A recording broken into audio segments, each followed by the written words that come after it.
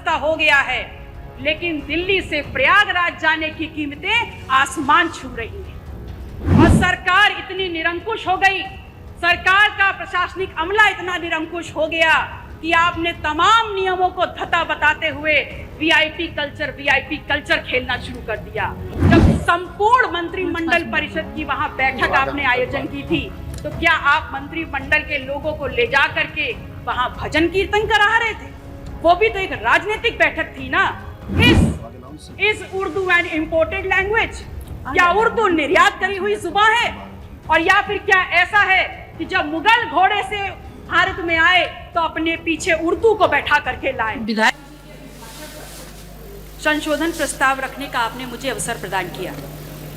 प्रयागराज महाकुंभ के इस पवित्र अवसर पर, इस पवित्र महायोजन के लिए विभिन्न स्रोतों से, विभिन्न रास्तों से सरकार को लगभग 7,500 करोड़ का निवेश प्राप्त हुआ। और इसलिए प्राप्त हुआ, इस सोच के साथ प्राप्त हुआ कि देश विदेश प्रदेश के हर कोने से आने वाले श्रद्धालुओं के लिए हर प्रकार की सुविधा और व्यवस्थाएं मुहैया कराई जा सके। लेकिन कहना गलत नहीं होगा कि सरकार को चलाने वाले लोग और उनके चंद मुट्ठी भर अभिन्न मित्रों के लिए ये महाआयोजन आर्थिक वरदान साबित हुआ है। इस कदर साबित हुआ है कि जिसने जितना हो सका, जिस रास्ते से हो सका, उस महायोजन में आने वाले उस आम श्रद्धालु को हर प्रकार से लूटने का काम किया है। मान्यवर, आज दिल्ली से अमेरिका जाना सस्ता हो गया है। और ध्यान रखिएगा, मैं डंकी रूट की बात नहीं कर रही हूं।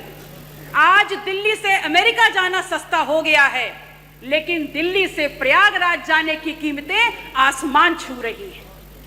3 लाख करोड़ का आपको राजस्व मिला, और उसके बाद भी आम आदमी सुविधाओं के लिए, व्यवस्थाओं के लिए हांफता रगड़ता रोता नजर आ रहा है। मान्यवर, सामाजिक और धार्मिक आयोजन में सरकार ने अपनी तरफ से व्यवस्था की गारंटी ली थी, तो आज सरकार को सामने आकर के इस बात को स्वीकारना होगा कि आप ठीक व्यवस्थाएं दे नहीं पाए। उस महाकुंभ में आई हुई संख्या को अपनी उपलब्धि ना बताएं, क्योंकि उस महाकुंभ में आई हुई जो संख्या है वो भारतीय समाज के धार्मिक चेतना का परिणाम है, वो आपकी उपलब्धि नहीं है।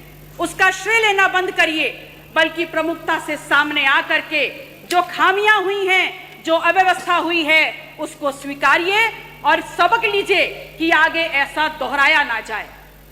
मानवर, समता समरसता के तथाकथित संदेश के साथ इस महाकुंभ का आयोजन सरकार ने किया। और सरकार इतनी निरंकुश हो गई, सरकार का प्रशासनिक अमला इतना निरंकुश हो गया कि आपने तमाम नियमों को धता बताते हुए वीआईपी कल्चर खेलना शुरू कर दिया। और इस कदर उसको आगे बढ़ा दिया कि वहां पर वर्गीय विभेद के कारण अव्यवस्था और वहां पर भगदड़ की भेंट चढ़ गया। आम जन की आस्था, आम जन की भावनाएं के साथ जो खिलवाड़ हुआ है, वो महज निंदनीय मात्र नहीं है, बल्कि एक पाप है। और वो पाप इस कदर है कि किसी भी प्रकार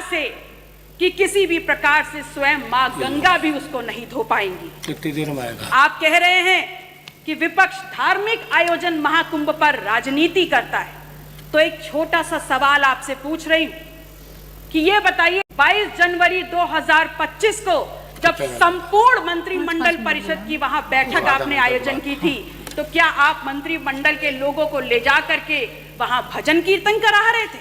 वो भी तो एक राजनीतिक बैठक थी ना। तो फिर राजनीति विपक्ष कैसे कर रहा है? असल में राजनीति कंप्लीट 100% शुद्ध राजनीति तो आप कर रहे हैं, और उसमें भी इस कदर राजनीति कि आपने वहां पर भी, उस पवित्र स्थल पर भी पिछड़ों को पीछे ही छोड़ दिया। आपका नारा है सबका साथ, सबका विश्वास, सबका विकास। तो अगर बात विकास की है, कहां है सबका साथ और कहां है विश्वास? सच्चाई यह है कि तथाकथित सरपट दौड़ती विकास की इस ट्रेन को पकड़ने के चक्कर में बहुत सा सामान प्लेटफॉर्म पर पीछे छूट गया। और जो छूट गया उसमें है इस प्रदेश की आधी आबादी की सुरक्षा।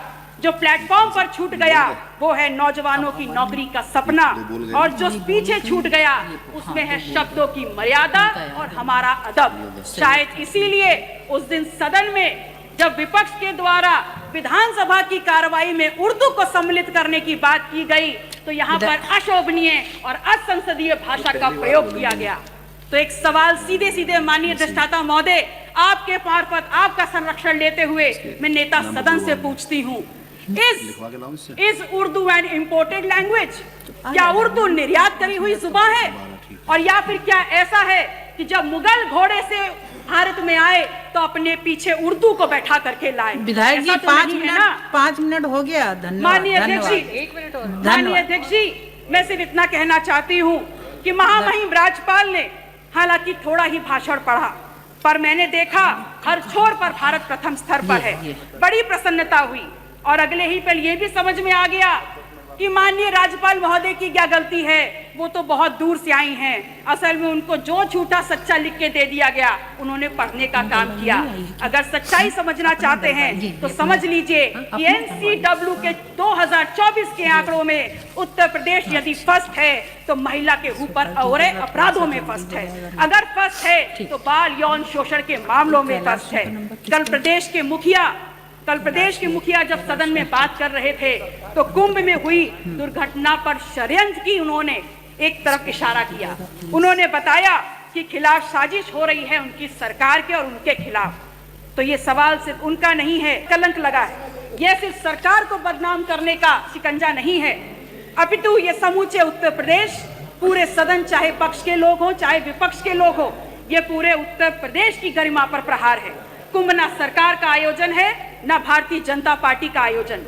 ये कुंभ भारत की सांस्कृतिक विरासत है, भारतीय समाज के विभिन्न आध्यात्मिक विचारों का आयोजन है और उत्तर प्रदेश सदैव इस आयोजन की आने वाले श्रद्धालुओं की मेजबानी करता रहा है। और अंत में मैं सरकार से मांग करती हूँ कि जो लोग भी षड्यंत्र में शामिल हैं उनके नाम सामने लाए जाएं, उनको कठोरतम सजा दी जाए। माननीय अधिष्ठाता महोदय, समय की बाध्यता है, मैं आपसे निवेदन करूंगी कि अपने क्षेत्र सिराथू से संबंधित जितने भी प्रस्ताव हैं मैं टेबल कर रही हूँ, कृपया उनको मेरे वक्तव्य के साथ जोड़ने का कष्ट करें। नमो।